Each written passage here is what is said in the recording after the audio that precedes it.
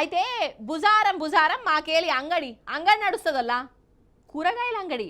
సరే ఇక వారం మందము కూరగాయలు కొనుక్కొచ్చుకొని ఫ్రిడ్జ్లో పెట్టుకుందామని అంగడికి పోయిన వాళ్ళ 400 పట్టుకొని పోయినా. ఇక ఆడ రేట్లు విన్నాక నాకు అసలు గుండెపోటు వచ్చినంత పని అయిందోల్లా. టమాటాలు 50, 60 అట. ఇక చిక్కుడుకాయలు 100 అట. బీరకాయ కిలో 100 అట. ఇక ఇది చాలదని మంచి నూనె రేటు కూడా పెరిగిందోల్లా.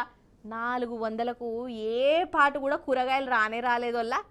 పాండ్రి మరి ఎందుకు ఇట్లా పిరమైనవి ఏంది కథ అరుచుకున్నట్టు చేద్దాం రాండ్రి. ఏం కొనేటట్టు లేదు, ఏమి తినేటట్టు లేదు. అగో మార్కెట్కు పోయిన వాళ్ళు ఇట్లనే రాగం తీసుకుంటా వాపస్ మర్రొస్తున్నారు వాళ్ళ ఇండ్లకు.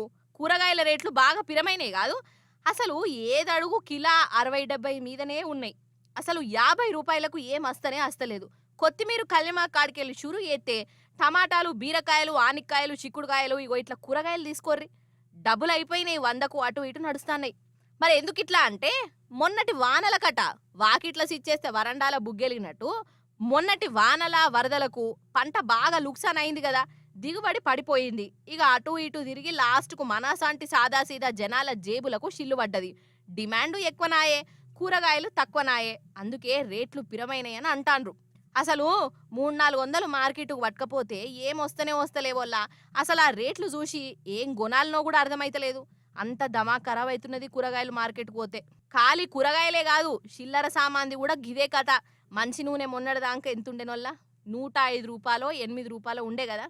ఇగో ఇప్పుడు డైరెక్ట్ 120 కాదు 130 అని అంటాండ్రు. మరి ఈ చిల్లర సామాను మంచి నూనె ఎందుకు మన మీద కోపం పెట్టుకున్నదంటే మన సెంటర్ సర్కారట నూనెల మీద ఏమో ట్యాక్స్ పెంచిందంట. ఇక ఇంకేమున్నది, ఆ ట్యాక్స్ కూడా మన మీదనే పడుతుంది.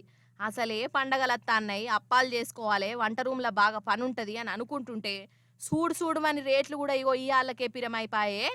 ఏందో ఏమో పటమ్మా.